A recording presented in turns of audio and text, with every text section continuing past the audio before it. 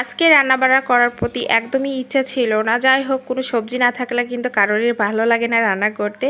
তো সকালে রান্না করেছি প্রায় আমি প্রায় সন্ধ্যার দিকে প্রায় রান্না করেছি। যাই হোক, আসসালামু আলাইকুম, সবাই কেমন আছেন?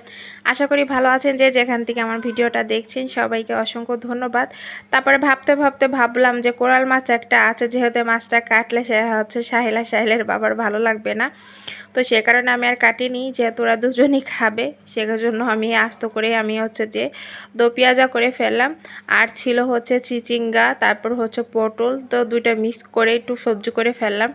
আর এই যে আমি ভাজি করে উঠিয়ে ফেলছি। আসলে সবজি না থাকলে বাসায় রান্না করার প্রতি কিন্তু কারোরই মন মানসিকতা থাকে না, তেমন আমারও ছিল না।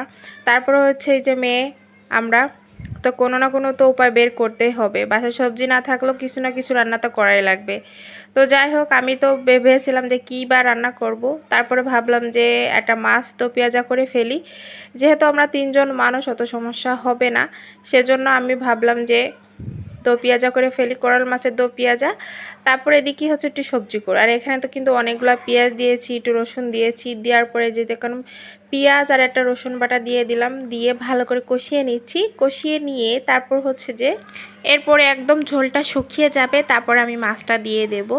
এতে করে খেতে বেশি ভালো লাগবে। তো যাই হোক, আমরা মহিলারা কত না কত কিছু করে থাকি। আসলে এভাবেই কিন্তু রান্নাবান্না করে জামাইকে কোটিপতি বানিয়ে দিব। আর কোটিপতি জামাই যদি হয় তাহলে পরেরটা আমি বুঝে নেব। যাই হোক, মজা করলাম। আর এই যে ভালো করে কিন্তু কষিয়ে নিয়ে এখন কিন্তু একটু ঝোলের পানি দিয়ে দেব। তো ঝোলের পানি দিয়ে যদি একটু জাল করা হয় অনেকক্ষণ ধরে, তাহলে কিন্তু খেতে আরও বেশি ভালো লাগে। মাছের ভিতর যত মশলাপাতি সবই কিন্তু ঢুকে যায়। তো যাই হোক, এই যে আমি ঝোলটা শুকিয়ে নিয়েছি। আর কালারটাও অনেকটা সুন্দর হয়েছে, খেতেও কিন্তু অনেক মজা হয়েছিল, যেহেতু আমি খাইনি। তো আমার ছেলে আর ছেলের বাবা বলছিল অনেক ভালো লেগেছে। আর এই ফাঁকে কিন্তু যে আমি সবজিটা করে নেব। আর আমার আজকের রান্না বান্না কিন্তু সিম্পল। আর বুঝতেই পারছেন আজ কয়দিন ধরে কিন্তু আমি একদম অল্প রান্না করি।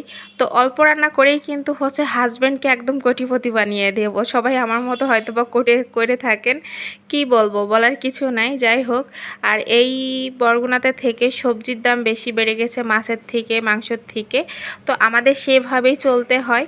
এখানে প্রত্যেকটা জিনিস কিনে খাইতে গেলে থাকা খুবই কষ্ট হয়ে যায়। এখানে ঘর ভাড়া দিয়ে প্রত্যেকটা জিনিসপাতি কিনে খেতে যেয়ে মানে কি বলবো, অবস্থার ব্যবস্থা থাকে না। তো যাই হোক, এখানে কিন্তু এই সবজিটা ভাজি দিয়ে আমি খেয়েছিলাম আজকে। কিছু করার নেই, যেহেতু আমি মাছটা খেতে আমি বেশি একটা পছন্দ করি না।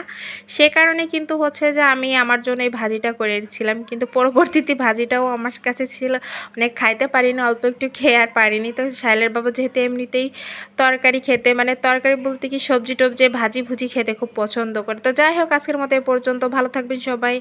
আল্লাহ হাফেজ।